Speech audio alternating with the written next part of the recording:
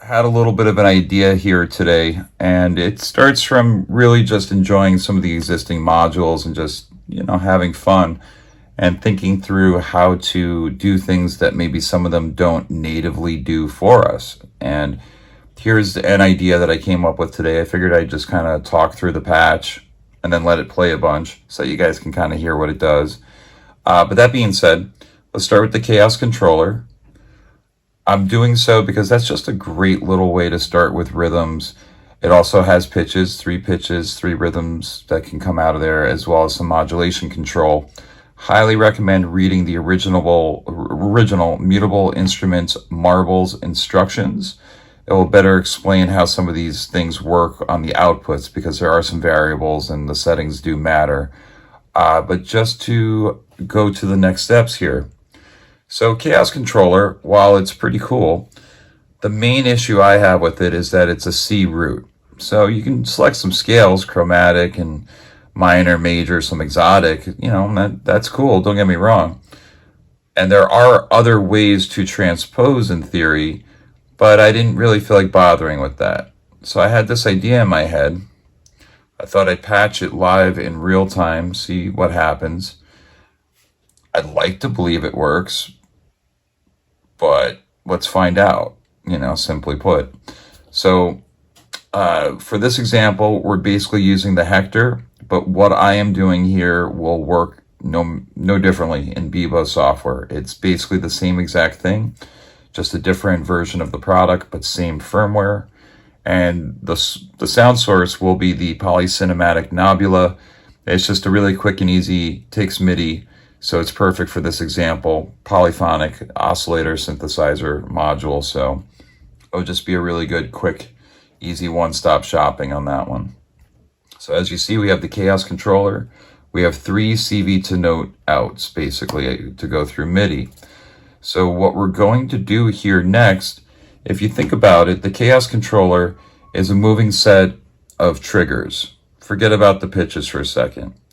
So what if we put in 3 note sequencers, and each one represents essentially some melodic line that we want to move in conjunction with this whole mess of things that we're about to put together. So the idea will be that the Chaos controller, the triggers, will move the note sequencer along. So just for sanity's sake, let's make this basically 4 steps.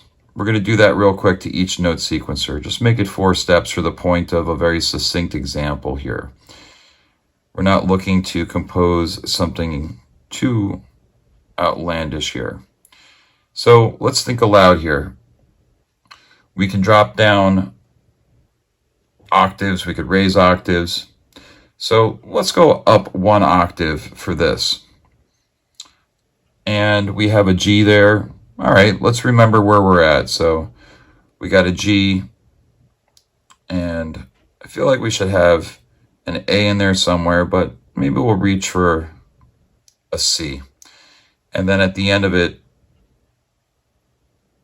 let's have an E. Cool. So G, C, A, E, that's cool. Next note sequencer. So we had the G there, up an octave. Let's see about putting in a B somewhere. And this will be now an octave down from the other.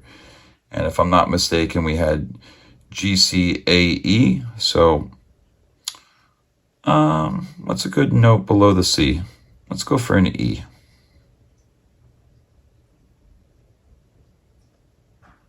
So we got the E there. And then, we could create some kind of voice leading here. So the next chord, the top note was an A. So I'm going to eventually imply D minor there. So I'm putting the F. And then that last note was an E. And it might make sense for us to put in a G there, because that will really be kind of cool voice leading wise. All right.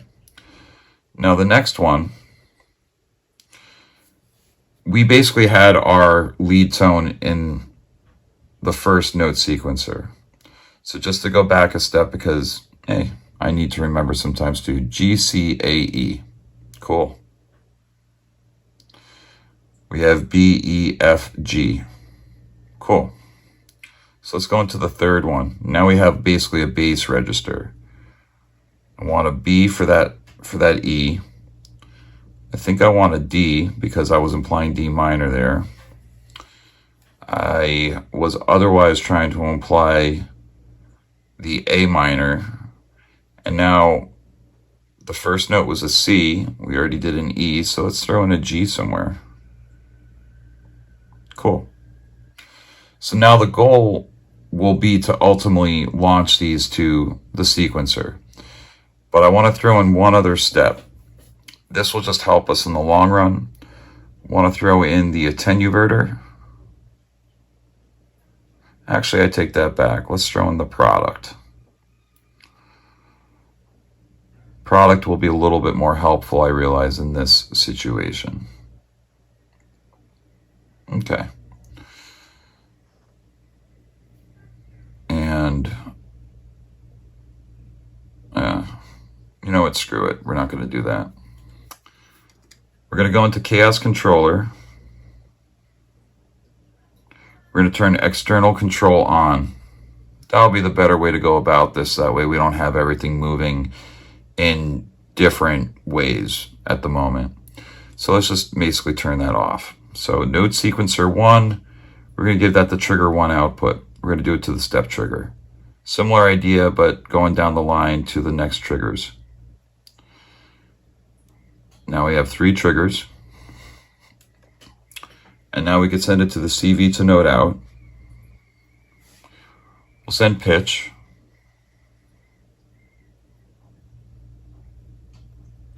And now from Chaos Controller again, let's send those triggers to the gate.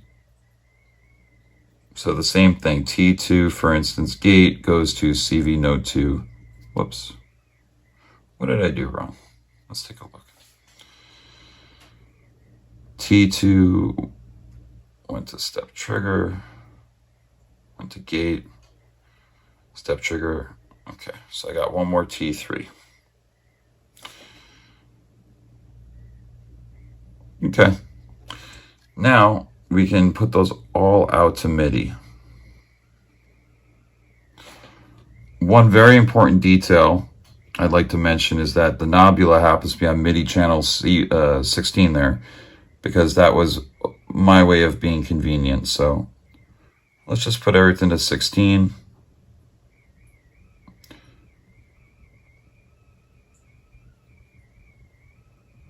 And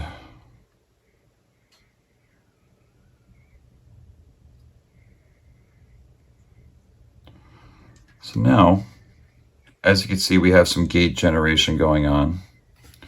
As you can see, the Knobula is blinking. It's getting the MIDI. That's very encouraging. Let's just do it to the 1. And at this point now, I'm going to bring in the volume for what is otherwise going on the synthesizers. So bear with me. I'm just going to plug in 2 cables. We'll give it the stereo treatment today.